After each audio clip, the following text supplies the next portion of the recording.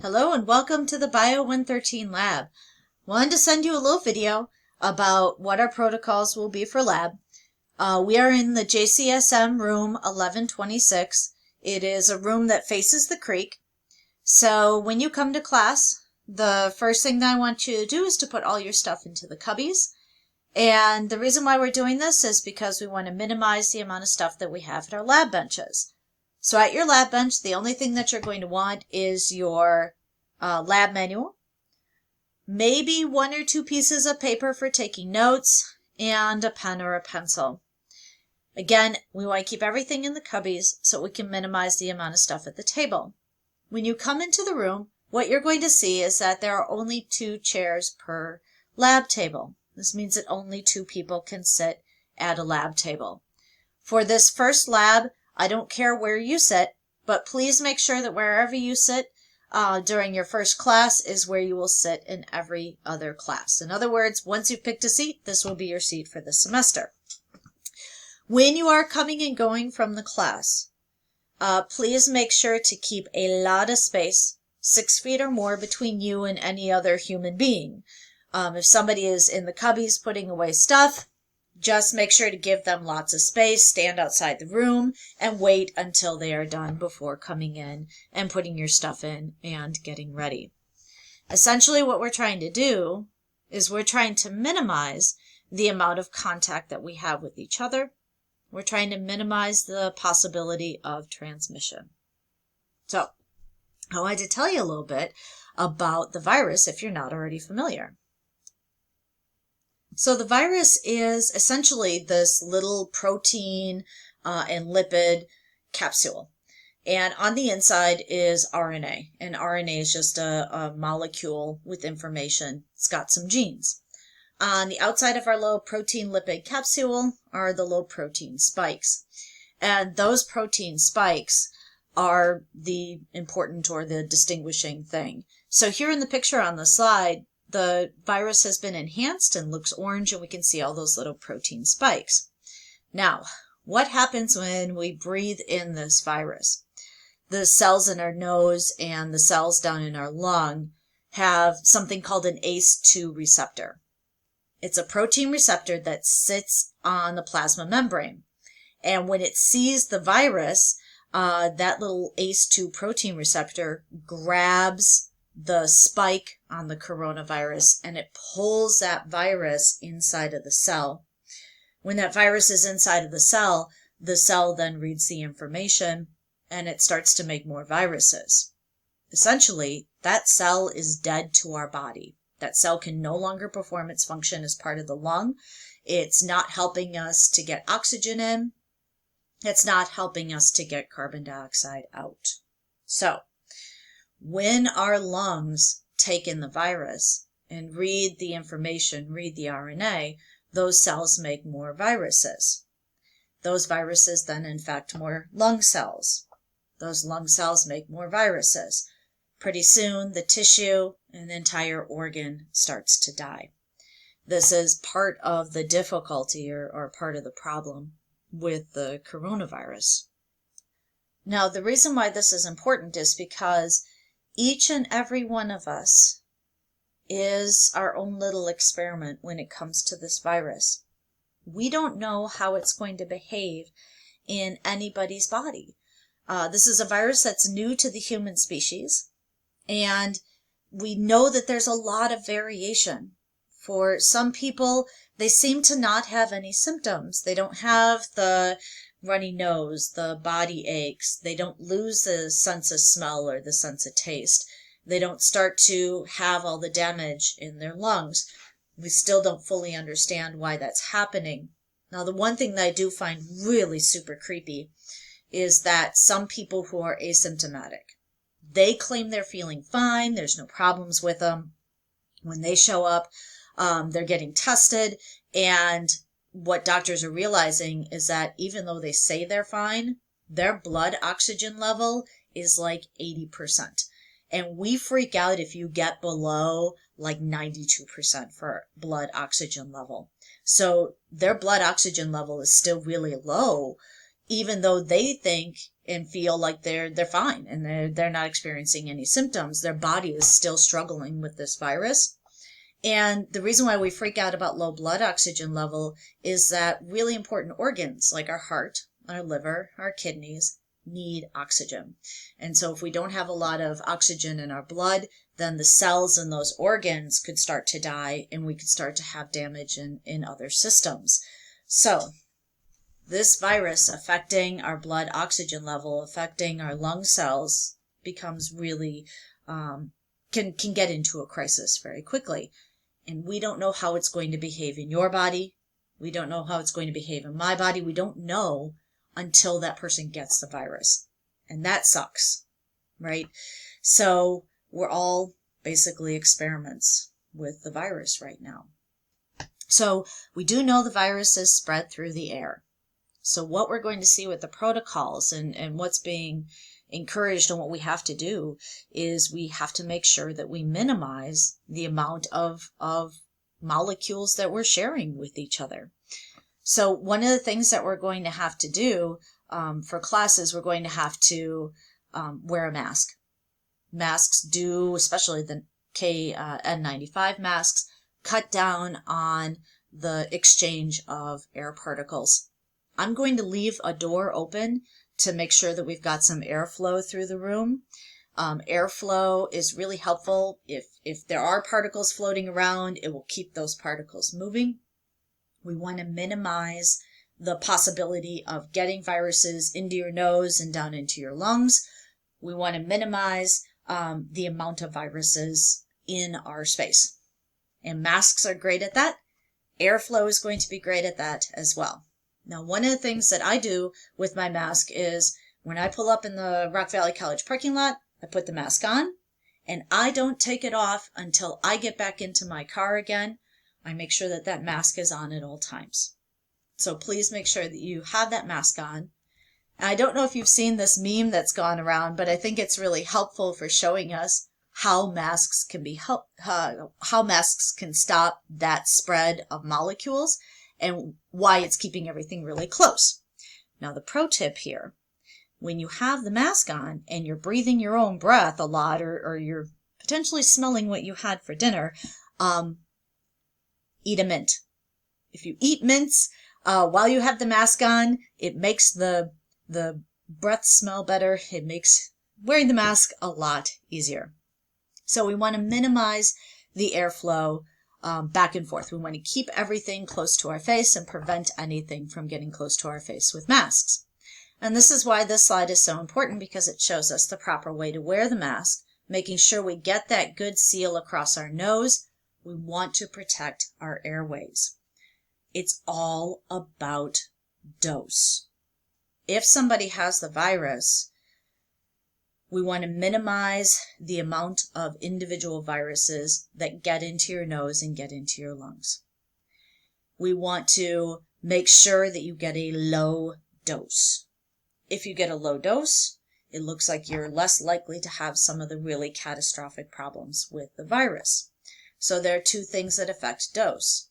One is the duration, how much time you spend in the proximity of the virus particles. And the other one is just the amount of virus particles that get into your nose and get down into your lungs. So properly wearing the mask and keeping the mask on at all times, having airflow and having social distancing will help with that. So when I had you come and pick up your supplies at the park, the reason why I picked a park was because, first of all, it's outside. So I knew that there was going to be good airflow. By wearing masks, we were then preventing another layer of preventing the transmission of the virus. And so I wanted to make sure that we could get those supplies in a safe way while the campus was still in such a disarray from the tornado. So while you are in class and at all times, make sure that you are wearing the mask. The other thing that we need to do is we need to wash our hands. So even though this virus can have a huge effect on us as humans, one of the amazing things is that the virus is kind of a wimp. It's a lipid and protein capsule. And when we think lipid, think grease, think oil. And that's why washing our hands works, is because soap breaks apart lipids. So by washing our hands with soap And doing that 30 seconds, the friction of rubbing our hands and the act of the soap is going to help break apart that capsule surrounding the RNA information, helping to render the virus less active. So that's really easy. When you get into class, I strongly encourage you to wash your hands right away. And then the next thing you're going to want to do is to wipe down your table as soon as you get in. In other words, just assume that on the table and around you is potentially the virus. So wipe everything down when you come in. And then as you're using stuff throughout the lab, when you get ready to leave, wipe everything down again. We'll have wipes, we'll have spray, and these have been shown to make the virus less active. And so by wiping everything down, we are minimizing, we're decreasing the amount of transmission, or the possibility of transmission. So I know that all of these steps are inconvenient. I know that's a pain in the butt to have to go along and clean up after everything and think about everything that we've touched and really focus on and be attentive to our space, our environment, and our interaction. It feels really weird right now to stand so far apart and talk to each other. I know it seems weird to not see our lips move, to not see these facial features when we interact. But remember, a lot of us out there have dogs. Our dogs don't talk. They don't move their mouth. And yet with their eyes, they can communicate so much. So we just got to get better at using eye communication and using our eye muscles to take the place of our entire face when we're having our social interactions. That'll help make this a little bit easier. So we're taking all these steps, we're taking all these precautions because we don't know how each body is going to respond. And for some people, the response is going to be catastrophic. Yes, death could happen, but I think as problematic, as scary are some of these long-term situations that can happen. So a friend of mine contracted coronavirus about 3 months ago, and she is a sweet and delightful and wonderful person.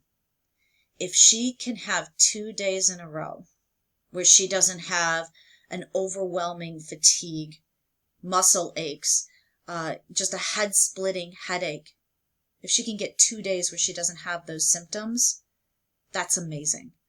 Her life has been so altered, and she's a nurse, she's a mother. She can't do any of this right now. Her life has been completely stopped as she's still coping with the symptoms. She can't function. So that to me just like scares the crap out of me, because I take for granted that I wake up in the morning and I feel okay. You know, I may have some aches or pains, but some Advil or Tylenol, some painkillers will take care of that. I don't have to constantly be on painkillers. I don't have to get out of breath walking from the bed to the bathroom. I can function in my life, and I take that for granted. I don't know if I get this virus or if you get this virus, if suddenly you can't do those things anymore because your body is still coping with it. I don't know if your body's going to have the cytokine storm where your immune system starts to attack the healthy cells.